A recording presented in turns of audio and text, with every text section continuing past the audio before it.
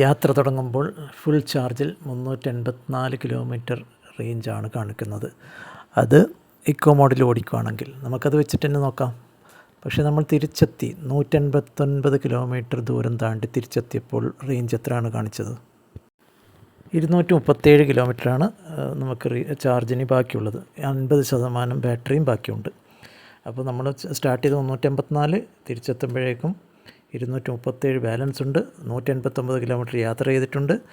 അപ്പോൾ അതിൻ്റെ അർത്ഥം നമുക്ക് കിട്ടിയ റേഞ്ച് എന്ന് പറഞ്ഞാൽ 426 കിലോമീറ്റർ. എങ്ങനെ ഇത് സാധിച്ചു? അതിന് വേണ്ടിയിട്ട് ഈ വീഡിയോ മുഴുവനായിട്ടും കാണുക.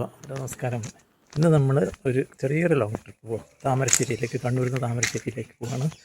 അപ്പം ഇന്നത്തെ യാത്രയുടെ വിശേഷങ്ങളും അതിൻ്റെ റേഞ്ച് എങ്ങനെയാണെന്നൊക്കെ അറിയാം നമുക്കിന്ന്. ഓക്കെ, അപ്പോൾ നമുക്ക് ഫുള്ളി ചാർജ് ചെയ്തപ്പം 384 കിലോമീറ്റർ ഇനി യാത്ര ചെയ്യാനുള്ള റേഞ്ചാണ് കാണിക്കുന്നത്. സാധാരണ ഇതിലും കൂടുതൽ കാണിക്കാറുണ്ട്, പക്ഷെ നമ്മൾ ലാസ്റ്റ് വണ്ടി ഓടിക്കുന്നതിനനുസരിച്ചാണ് ഇവിടെ കാണിക്കുക. അപ്പോൾ ഇതിൽ നമ്മൾ റീജൻ സെലക്ട് ചെയ്യുന്നത് 1, 2, 3 ആണല്ലോ. അപ്പം കുറച്ച് വെക്കുമ്പോൾ അതിനനുസരിച്ച് ചെറിയ ചെറിയ മാറ്റങ്ങൾ വരും. എനിവേ നമുക്ക് ഈ ഒരു റേഞ്ച് സിറ്റി മോഡിലും ഇക്കോ മോഡലായിരിക്കും ഓടിക്കുക. ഈ റേഞ്ച് വെച്ചാണ് നമ്മളിപ്പോൾ യാത്ര സ്റ്റാർട്ട് ചെയ്യാൻ പോകുന്നത്. അപ്പോൾ നമ്മളിന്ന് വണ്ടി കുറച്ച് ലോങ് പോകുന്നത് മാത്രമല്ല, മോളുടെ ഇത് കുറേ സാധനങ്ങളുണ്ടോ റിട്ടേൺ വരുമ്പോൾ. അപ്പോൾ അത് കാരണം നമ്മൾ കുറച്ച് ടയറിൻ്റെ പ്രഷറൊക്കെ ഒന്ന് ചെക്ക് ചെയ്തിട്ട് പോകുന്ന വിചാരിക്കുന്നു. ഇതിൽ പഞ്ചർ കിറ്റുണ്ട്, അത് നമുക്ക് നിന്ന് പരീക്ഷിക്കാം. ഇതുണ്ട്.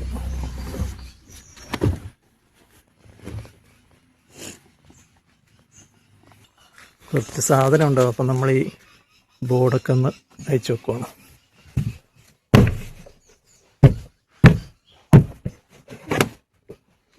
അതെടുത്ത് വെച്ചാ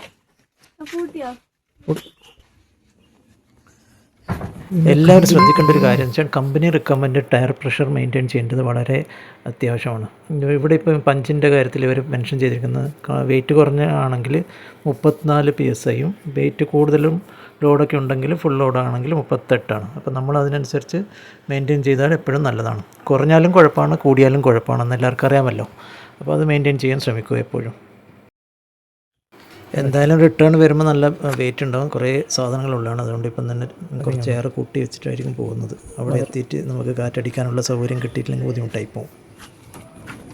അപ്പോൾ ഇൻഫ്ലേറ്ററിൻ്റെ ഈ കണക്ടർ നമുക്കിവിടെ 12 വോൾട്ട് സോക്കറ്റിൽ കൊടുക്കാം. നമ്മളെ കുട്ടികളെ നമ്മളെപ്പോഴും എല്ലാ കാര്യങ്ങളും പഠിപ്പിച്ചിരിക്കണം. വെറുതെ വണ്ടി ഓടിക്കാൻ മാത്രമല്ല, നന്നായി വണ്ടി ഓടിക്കാനും പഠിപ്പിക്കണം. നിയമങ്ങളെ അനുശാസിക്കുന്ന രീതിയിൽ ഓടിക്കാൻ മാത്രമല്ല, ഇത്തരം കാര്യങ്ങൾ കൂടി തീർച്ചയായും നമ്മൾ പഠിപ്പിച്ചിരിക്കണം. ടയർ മാറ്റാനായാലും എയർ ചെക്ക് ചെയ്യാനായാലും വേറെ എന്ത് എമർജൻസി അവർക്ക് സ്വന്തമായി ചെയ്യാൻ പറ്റുന്ന രീതിയിൽ നമ്മളെല്ലാ കാര്യങ്ങളും കാണിച്ചു കൊടുക്കുക, അവരെ കൊണ്ട് ചെയ്യിപ്പിക്കുക. അതുകൊണ്ട്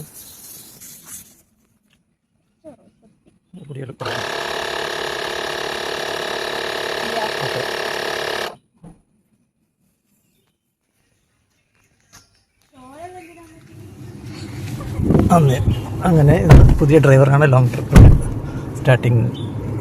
ഡ്രൈവറെ ഹായ്. അങ്ങനെ ആദ്യമായിട്ട് ഒരു കാറ് ഇത്രയും ലോങ് ഡിസ്റ്റൻസ് ഓടിക്കുന്ന ഭാര്യ.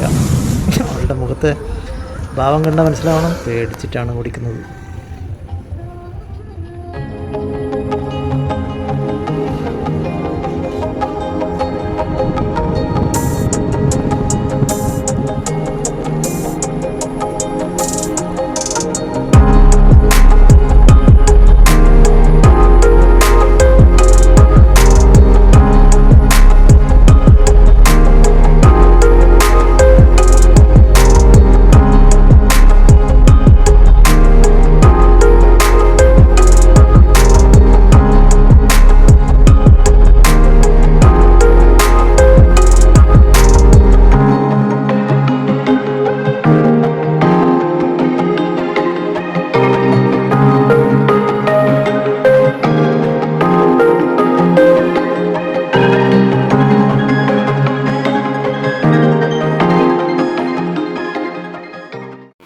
ഇത് നമ്മുടെ മാഹിയുടെ പ്രത്യേകത അറിയാമല്ലോ, വിലക്കുറവാണ് അവിടെ.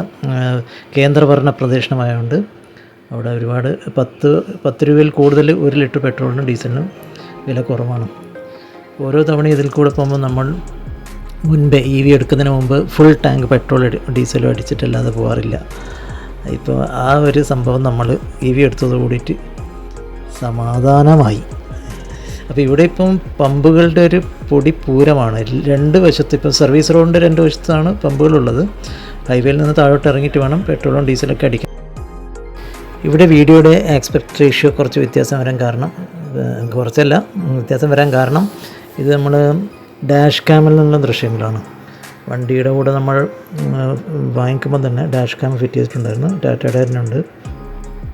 അപ്പോൾ അവരുടെ ഫ്രണ്ട് ആൻഡ് ബാക്ക് ഫിറ്റ് ചെയ്തിട്ടുണ്ട്. അതിൻ്റെ ദൃശ്യങ്ങളാണ്. ഇതിൻ്റെ ക്വാളിറ്റിയെ പറ്റി എന്തെങ്കിലും ഡൗട്ട് ഉണ്ടെങ്കിൽ നിങ്ങൾക്ക് തീർക്കാവുന്നതാണ്. ഓക്കെ, അത് ടാറ്റയിൽ നിന്ന് വാങ്ങിക്കണോ അത് പുറത്തുനിന്ന് വാങ്ങിക്കണോ ഈ ക്വാളിറ്റിയൊക്കെ കണ്ട് നിങ്ങൾക്ക് തീരുമാനിക്കാം. നമ്മളിപ്പോൾ സഞ്ചരിക്കുന്നത് ബാലുശ്ശേരി താമരശ്ശേരി റൂട്ടിലാണ്. അതായത് കൊയിലാണ്ടിയിൽ നിന്ന് നമ്മൾ ഇടതുവശത്തേക്ക് തിരിഞ്ഞ് പോകുന്ന ആ വഴിയാണ് ഇപ്പോൾ പോയിക്കൊണ്ടിരിക്കുന്നത്. ഇത് വളരെ നല്ല റോഡാണ്. മഴ ഏതായാലുണ്ട്, ഇടയ്ക്കിടയ്ക്ക് മഴയുണ്ടായിരുന്നു. നല്ല കാലാവസ്ഥയായിരുന്നു. മനോഹരമായ ദൃശ്യങ്ങളും നല്ല റോഡും.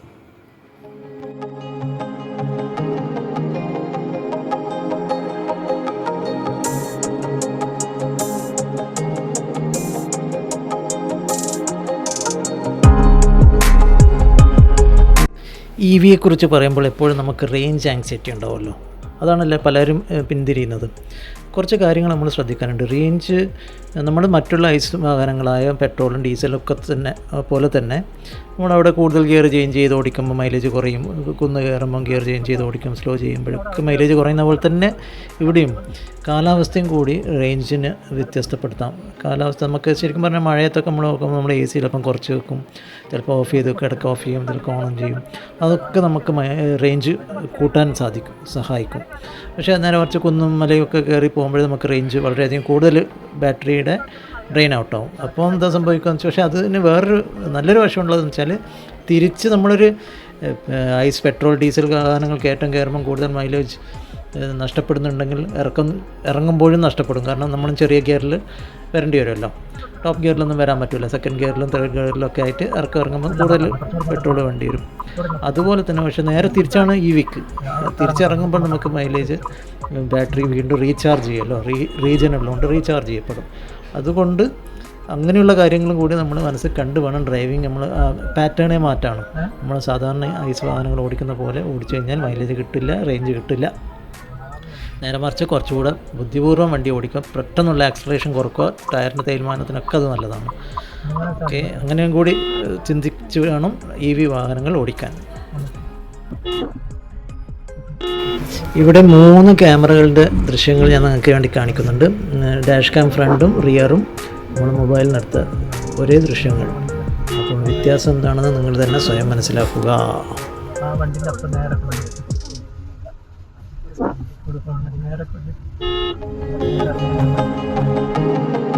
അങ്ങനെ സുഹൃത്തുക്കളെ, ഞങ്ങൾ താമരശ്ശേരി എത്തിയിരിക്കുന്നു, മകളുടെ ഫ്ലാറ്റിലെത്തി.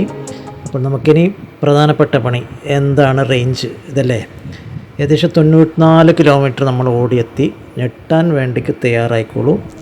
നിങ്ങളിതാ കണ്ടോളൂ, 306 കിലോമീറ്റർ ഇനിയും റേഞ്ച്. AC ഓഫ് ചെയ്ത് കഴിഞ്ഞാൽ 347. എന്തായാലും AC-യിലാണ് വന്നത്. അപ്പോൾ 306 കിലോമീറ്റർ ഇനിയും റേഞ്ചുണ്ട്. അതായത് 94 കിലോമീറ്റർ ഓടുകയും ചെയ്തു, പ്ലസ് 306. അപ്പോൾ അത്രയായി 400 കിലോമീറ്ററിൻ്റെ റേഞ്ച് ഇവിടെ തന്നെ കാണിച്ചു. ഇനി നമ്മൾ തിരിച്ചും പോവും. ഈ തവണ ഓടിച്ചത് വൈഫ് ആയതുകൊണ്ടും വളരെ സ്ലോ ആണ്. ഓവർ സ്പീഡൊന്നും ഇല്ലായിരുന്നു. റീജിയൻ 2-ലാണ് ഓടിച്ചത്. ഇക്കോ മോഡലാണ് ഓടിച്ചത്, സിറ്റിയിലല്ല, ഇക്കോയിലാണ്. അവൾ മാറ്റിയിട്ടേ ഇല്ല. അവിടെ നിന്ന് തൊട്ട് ഇവിടം വരെ ഇക്കോയിലാണ് ഓടിച്ചത്. അതുകൊണ്ടാണ് ഇത്രയും റേഞ്ച് കിട്ടിയതെന്നും കൂടി പ്രത്യേകം എടുത്ത് പറയുന്നു. അതുപോലെ ഒരു കാര്യം കൂടി നോട്ടീസ് ചെയ്തോളൂ. ഇവിടെ ബാറ്ററി ബാലൻസ് എന്ന് പറഞ്ഞാൽ ഏകദേശം 78% ഇനിയും ഉണ്ട്. അപ്പം വെറും 22% ബാറ്ററിയിലാണ് നമ്മൾ ഇത്രയും വന്നത്. AC ഒന്ന് ഓഫ് ചെയ്ത് നോക്കാം. 306 കിലോമീറ്റർ. അപ്പോൾ ഇത്രയും ശതമാനം എന്ന് പറയുമ്പോൾ 1% വേണ്ടിയിട്ട് ഏകദേശം 4 കിലോമീറ്റർ 1% ചാർജിൽ പോയിട്ട്, അത് അതിഭീമമായിട്ടുള്ളൊരു ആവറേജ് തന്നെയാണ്. അതിന് യാതൊരു സംശയവും ഇല്ല എന്ന് വീണ്ടും ടാറ്റ പഞ്ച് തെളിയിച്ചിരിക്കുന്നു. ഇനിയും ലോങ് ട്രിപ്പുകൾ പോകും, അന്നേരമുള്ള കൂടുതൽ കാര്യങ്ങൾ നമുക്ക് പഠിക്കാം. മകൾ 5 വർഷമായിട്ട് യൂസ് ചെയ്ത് കുറേ സാധനങ്ങളുണ്ട്. അതിൽ കുറേയൊക്കെ ഒഴിവാക്കി പലർക്കും കൊടുത്തു. ബാക്കി കടക്കും കട്ടിലും എന്ന് വേണ്ട എല്ലാം ഇതിൽ കുത്തി നിറയ്ക്കേണ്ടി വരുന്നു. നിറയെ സാധനങ്ങളുണ്ട്, ഉണ്ട്, ഒരുപാട് ലോഡുണ്ട്. ഫുള്ളായി. അല്ല അവൻ ആദ്യമായിട്ട് ഇങ്ങനെ വണ്ടിയിൽ സാധാരണ പറഞ്ഞിട്ടില്ലേ മറ്റേ വണ്ടി എടുക്കുന്ന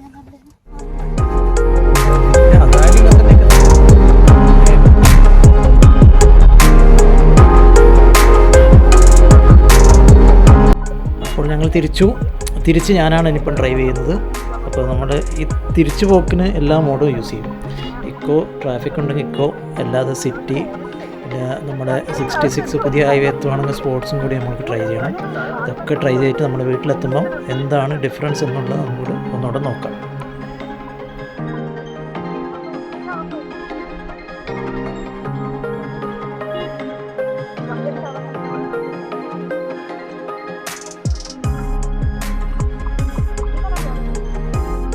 ഇവിടെ താമരശ്ശേരിയിൽ ഒരുപാട് സ്ഥലങ്ങൾ ഇങ്ങനെ നല്ല ഫ്രഷായിട്ടുള്ള റംബൂട്ടാൻ ഉണ്ടായിരുന്നു. അത് കുറച്ച് നമുക്കൊന്ന് വാങ്ങിക്കാം. അപ്പോൾ നമ്മൾ തിരിച്ച് കണ്ണൂരിലേക്ക് പോയിക്കൊണ്ടിരിക്കണം.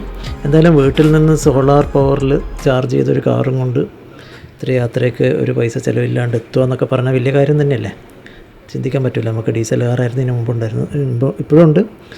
അപ്പോൾ നമ്മൾ എന്തായാലും ഹാപ്പി ആയിട്ട് തിരിച്ചു പോകുന്നു. അപ്പോൾ മകൾ സ്കൂട്ടറിലാണ്, അവിടെയുള്ള സ്കൂട്ടർ തിരിച്ചു കൊണ്ടുവരണം. അപ്പോൾ അവിടെ തന്നെ അത് ഓടിക്കുന്നു. പിന്നെ ഇളയാൾക്ക് അതിനകത്ത് കയറണമെന്നുണ്ട്. ഇതിനകത്ത് ഇപ്പം കൺജസ്റ്റഡ് ബാക്കിൽ സീറ്റൊന്നും ഇല്ലാത്തതുകൊണ്ട്. അപ്പോൾ ആദ്യം നമ്മൾ എന്തായാലും ഒരു ലഞ്ച് കഴിക്കാമെന്ന് വിചാരിച്ചു. അപ്പോൾ അവിടെ അവൾക്ക് അറിയപ്പെടുന്ന ഒരു ഹോട്ടലുണ്ടെന്ന് പറഞ്ഞു, അങ്ങോട്ടേക്ക് പോകുന്നു. ഭക്ഷണം കഴിക്കണ്ടേ?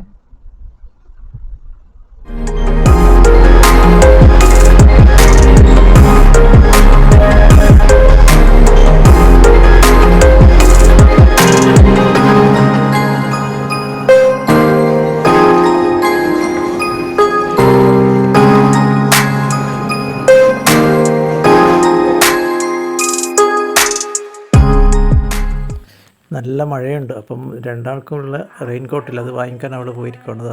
എത്തി.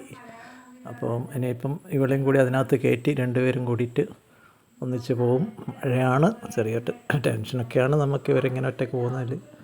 എങ്കിലും നമ്മൾ പുറകിൽ തന്നെ ഉണ്ട് എന്നുള്ളൊരു ധൈര്യത്തിൽ വിടുന്നു. വളരെ ലോങ് ഡിസ്റ്റൻസ് ആണല്ലോ, താമരശ്ശേരി മുതൽ കണ്ണൂർ വരെ പിള്ളേർ ഒറ്റയ്ക്ക് പോകണ്ടേ.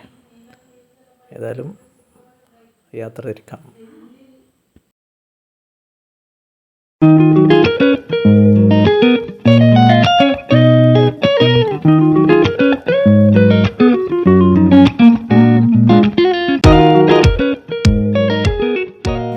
കേരളത്തിൽ ഒരുപക്ഷെ ഏറ്റവും ഇഴഞ്ഞു നീങ്ങുന്ന ഹൈവേയുടെ പണി നടക്കുന്നുണ്ടെങ്കിൽ അത് ഇവിടെ വടകരയിലാണ്. ഒരു രക്ഷയില്ല. വർഷങ്ങളായിട്ട് ഇപ്പം തീരും നമുക്ക് തുടങ്ങിയിടത്ത് തന്നെ ഉള്ളത്. ഇപ്പോഴെനിക്ക് തോന്നുന്നത് ഇവിടെ ഇവരെ കമ്പനിയെ മാറ്റിയ ഉടനെ കുറച്ച് മാറ്റങ്ങൾ വന്നിട്ടുണ്ട്, സ്പീഡായിട്ടുണ്ട് പണി.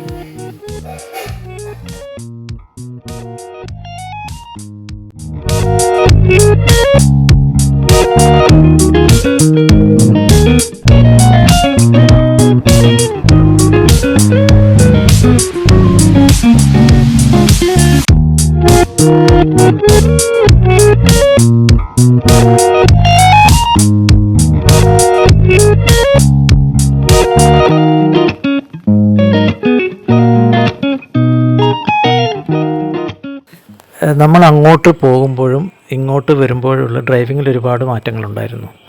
അങ്ങോട്ട് ഞാൻ നേരത്തെ സൂചിപ്പിച്ച പോലെ തന്നെ ഇക്കോ മോഡിലായിരുന്നു കംപ്ലീറ്റ് ഡ്രൈവ്. പക്ഷേ നേരെ തിരിച്ചായിരുന്നു. നമ്മൾ തിരിച്ചു വരുമ്പോൾ ഞാനായിരുന്നു ഡ്രൈവിങ്. അപ്പോൾ ഇക്കോ മോഡ് യൂസ് ചെയ്തിട്ടില്ല, സിറ്റി മോഡ് തന്നെ കൂടുതലും. പിന്നെ ക്രൂസിലുണ്ടായിരുന്നു ഒരു 70-75 റേഞ്ച് സ്പീഡിൽ ഉള്ള സ്ട്രെച്ചുകളിൽ ക്രൂസിലാണ് ഓടിച്ചത്. പിന്നെ മാഹി ബൈപ്പാസിൽ നമ്മൾ കുറച്ച് സ്പോർട്സ് മോഡിലും ഓടിച്ചിട്ടുണ്ട്. അപ്പോൾ നോക്കാം ഇപ്രാവശ്യം എത്രയാണ് മൈലേജ് കിട്ടുന്നതെന്ന്.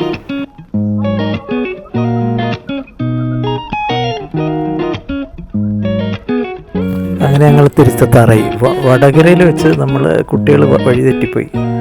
ഹൈവേക്ക് വരാൻ ടൗണിലേക്ക് കയറി. അങ്ങനെ ചെറിയൊരു കൺഫ്യൂഷനായി.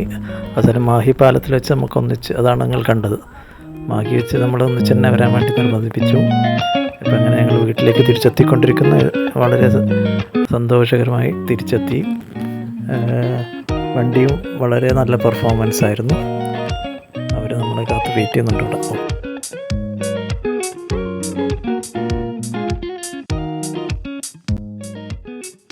അപ്പം വി ആർ ബാക്ക്. അപ്പോൾ നമ്മളിന്ന് ഇവിടുന്ന് രാവിലെ താമരശ്ശേരി പോയി, താമരശ്ശേരിയിൽ നിന്ന് തിരിച്ചു കണ്ണൂരിലേക്ക് വന്നു.